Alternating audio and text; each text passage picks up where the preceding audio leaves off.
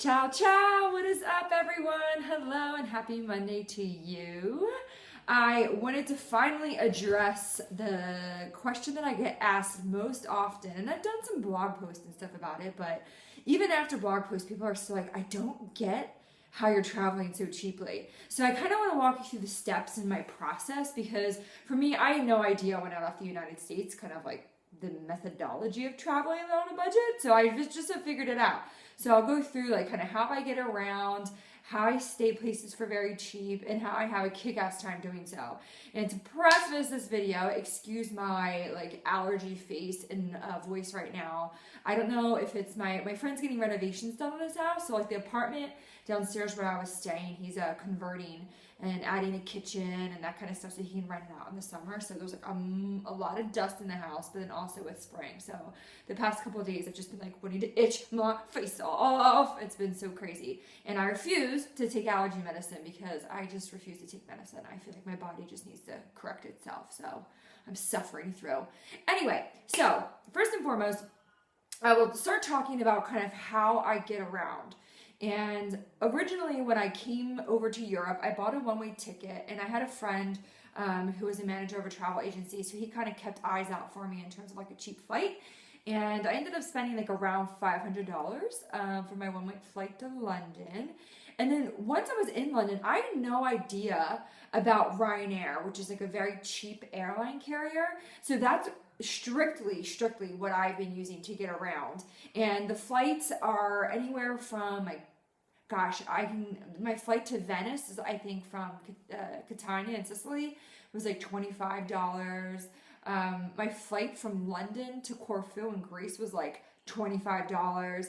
So the key part here though is that because I am very flexible in the dates that I depart, I always book the flight for the cheapest day. And that's how I'm able to save a lot of money. So I don't really necessarily go looking for a specific day. I go looking for a range of dates, and then I choose the cheapest one and let the people know that I'm staying with, like, oh, I'm coming on this day. So that's kind of how I've really been able to cut out a lot of my transportation costs, is just being very flexible, not being so on a timeline, and being able to choose the cheapest flight. And then also, obviously once I get into a location, I don't have a car or anything. So a lot of the times I use my own 2 feet. Like I walk so much. If it's a bigger distance, then obviously like I will take a bus or sometimes a train. Like in Rome, I took a train almost every day. And it was like maybe €2 or €3 or maybe even €1 to get around on a bus. The downside of that is that it does take some time to get around. So what might take you like 15 minutes in a car will take you about like an hour with public transportation. But the plus side is that like you have so much free time. You're not working 8 hours a day, so you have the time to kind of go. And I've been able to entertain myself. Like I don't like to just really sit idle when I'm in transition and traveling, and whether it's on a plane or a train or a bus. So I have my iPhone and I download a ton of podcasts that are all free, and I listen to them, or like I download a book. And I just recently discovered the Kindle app, so I've been like eating it up and reading a ton. So for me, I just look at that, okay, that's my relaxation time when I'm on a train or a bus, and I'm just going to take advantage of it and do stuff that I would probably normally do had I been at home. So that's like another big cost saver, is just using public transportation. I don't use a taxi ever. And I think also too, it's just when you meet people, like I've met people in all different countries, and then they might offer to take you somewhere. And obviously you can like chip in gas money or something, or I've met other travelers who are like, oh, we're going here, do you want to go? And I've been able to get places that are kind of farther away on the cheap. So that's that, the transportation bit. So that's kind of, I just booked flights from, let's say from Sicily where I am to Venice to London, London to Corfu in Greece, Corfu back to London, and then London to Pisa, which is in Italy. So all of those flights I paid under $300 for. Under $300 all on Ryanair. And a lot of people kind of are sketchy about Ryanair, but I've taken like 8 flights and have never had a problem. They're always on time. I only have a carry-on, so I never have to pay for my baggage. And I travel with like an empty durable like water bottle. So I take that through security empty, and then I fill it up with water once I get into the station or into the airport. So transportation, that's kind of how I save money on transportation and getting around. And I try my best to not like zigzag across Europe. But for me, sometimes like I don't have destinations that I'm like, oh, I want to go here next. I've started just looking at flights and be like, oh, there's a cheap flight to, that's how I ended up in Rome. I was like, oh, there's a cheap flight to Rome. Let me see if I can find somebody to stay with in Rome. So I've just been like very, very open and flexible and just, discovering different places. Like I kid you not, like I had no idea that Tenerife ever existed before. I talked to somebody through Workaway on there, and it was down in the Canary Islands. It was a cheap flight for me to get there from London. So I was like, sure, why not? And I had the freaking time of my life. It was such an amazing island, and I met so many cool people. So that's the transportation bit.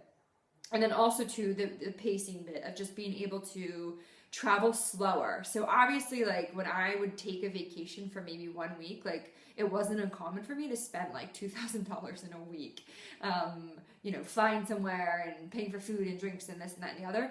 Like how I'm traveling now, it's just a different method, and it's what makes sense to me, and I enjoy myself. So you kind of have to really think of what makes sense for you. And I think that's a question that you might not be able to ask before you even get on an airplane. Like you will just fly somewhere and you'll figure it out. And I think the biggest part for me is being able to just keep such an open mind to a variety of experiences. Because for me, it's like I'll sleep on a floor. Like I slept on a floor for 2 nights in London on a duvet with somebody I met through couch surfing, and I had like the best time. He ended up making me like this special meal, and we talked. So for me, like that is much more important to connect with a local.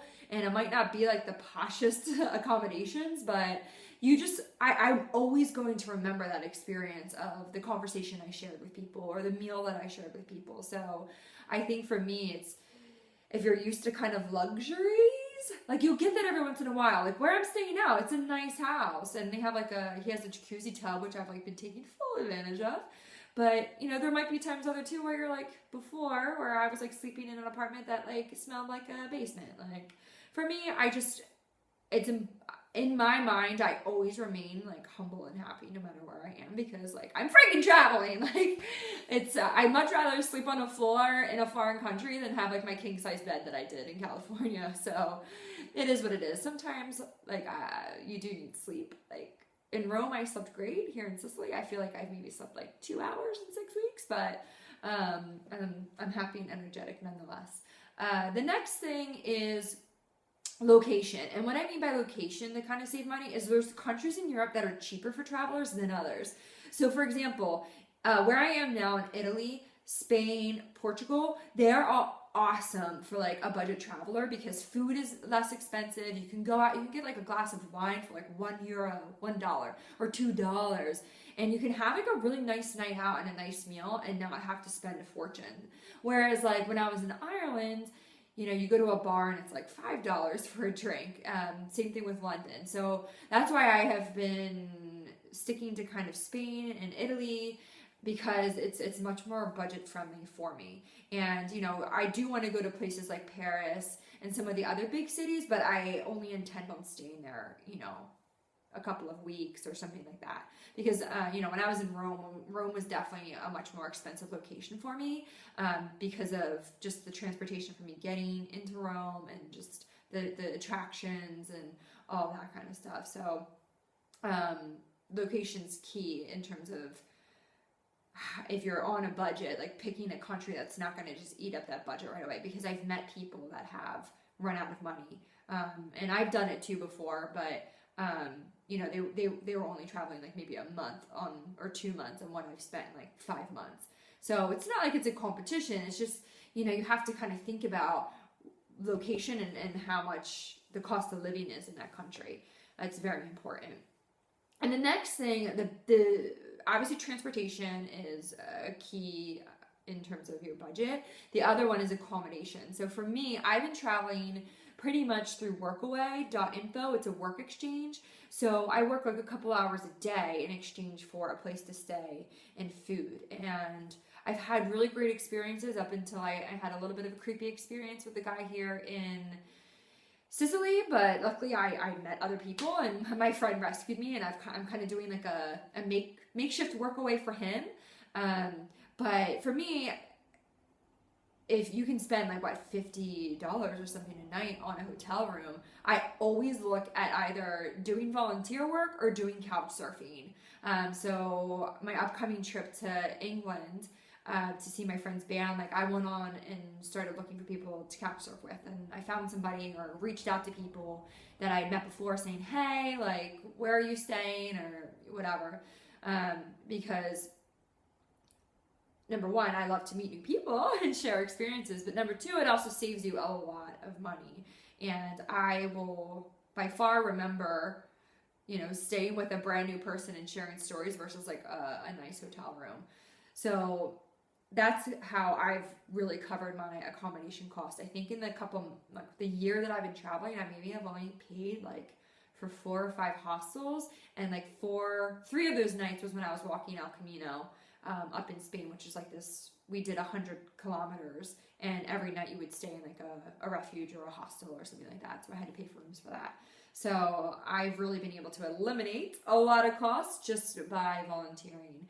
And for me, it's like, I like to be useful. I feel like I have skills, I have knowledge, I have experiences that I can share with other people from, my past. So for me, it's like, if I can help somebody out and really like make a new friend and have that exchange, I prefer it that way. I feel like it enhances my experiences a lot. The next thing, so we've covered transportation, we've covered accommodation. The next thing is obviously feeding yourself. So with Workaway, most Workaways, all the other Workaways that I've done, they provide food, and it's really, that cuts out a lot of the cost. So if I'm eating lunch or dinner with them, and then if I'm going out to explore for the day, like I might make a little something or like have a couple pieces of fruits. And like, yes, there are times that I go out to dinner and have special meals, but it's like not nearly as often or frequent as me eating at home. Plus, it's like I've had some kick-ass meals and people have like cooked for me. Like, for example, yesterday I went to my friend's parents' house and ate this like huge feast of like shrimp and mussels and bread and vegetables and wine, and I feel enormous today because I ate so much yesterday. But and like that was like, I was their guest and it was fantastic. So I think by traveling and volunteering and meeting people and meeting locals, you'll have more of those like authentic experiences and like really original versus like going to a restaurant. But I also do like to go out and pick up little food here and there, but very rare do I spend more than 5 or even 10 euro. 10 euro is kind of like the max in terms of like one meal, like $10. So that's that. And secondly, the big thing for me is water. As I mentioned previously, like I do travel with an empty water bottle, and I have been able to drink the tap water in all the places I've been.